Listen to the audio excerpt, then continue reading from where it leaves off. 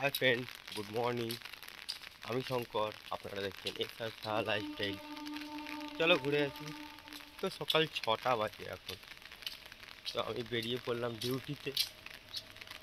আজকে সানডে, তো আজকে ডিউটি আছে সকাল 6টা থেকে 2টো। তো আমি বেরিয়ে পড়লাম ডিউটি যাওয়ার জন্য। এখন এই রাস্তা থেকে যাচ্ছি আমি ডিউটি। আর কাল থেকে তো বৃষ্টির বিরাম নেই, হতেই আছে একটানা বৃষ্টি। এখনও বৃষ্টি আছে, হচ্ছে। তাই মাথায় ছাতা দিয়ে গাড়ি চললাম ডিউটির দিকে। কী আর করবো, ডিউটিতে যেতেই হবে। ওদিকে কাজের চাপও প্রচুর আছে, না গেলে হবে না। ওর জন্য সকাল সকাল ছাতা হাতায় বৃষ্টি মাথায় নিয়ে বেরিয়ে পড়েছি ডিউটির উদ্দেশ্যে। এখন যাই ডিউটিতে, গিয়ে দেখি কী করি। যাই ডিউটির ওখানে পৌঁছে পরে কথা হচ্ছে আবার। বৃষ্টির সাথে সাথে হাওয়াটাও বেশ ভালো হয়। মাঝে মাঝে আমার ছাতাটা এরকম উড়ে যায়, হাত থেকে না ছাতাটা উড়ে চলে যায় বাইরে। ভালো করে শক্ত করে ধরে আছি। ছাতাটা যদি উড়ে যায় আমাকে ভিজে ভিজে যেতে হবে। তো সামনে কজন আসছে, ওরা হয়তো কোথাও গিয়েছিল, আসছে সব।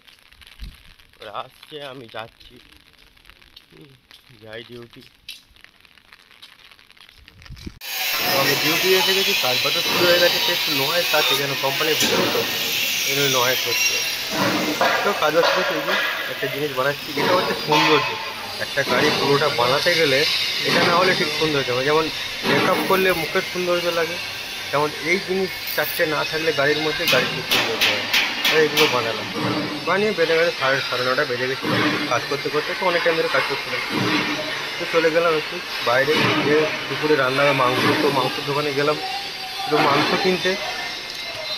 ওখানে মাংস কিনছিলাম, তো দেখলাম মুরগি কাটিং করছে। আমি তাহলে একটু কাটিংয়ের একটু ভিডিও নিই বলে ওখানে ওই কাটিংয়ের একটু ভিডিও করছিলাম। বেশ মুরগি কাটছিলাম, বেশ ভালোই লাগছিলো দেখতে।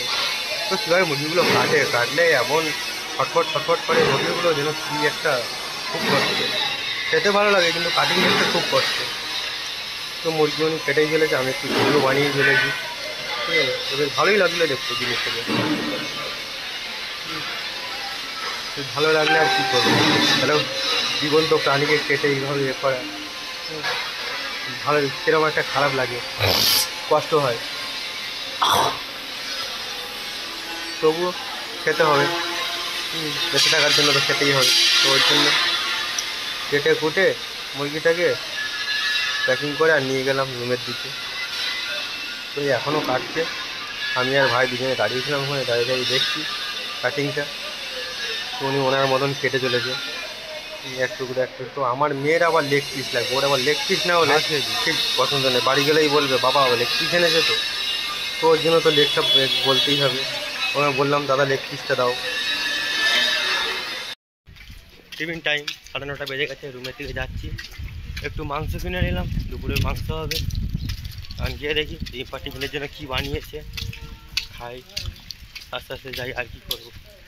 মাথা চুল ফুল ভিজে একদম যাব। বৃষ্টি বন্ধ ছিল না, সেই সকালে বৃষ্টি মাথায় নিয়ে গেছি, আর এখনও সেই বৃষ্টি চলছে কন্টিনিউ। বৃষ্টি হওয়ার কোনো নামগন্ধ নেই, চলবে আর কি। আমরা ওই বৃষ্টির মধ্যে ঘুরে বেড়াচ্ছি, কাজ করছি, আর তার ফাঁকে ফাঁকে একটু করে ভিডিও বানিয়ে নিচ্ছি।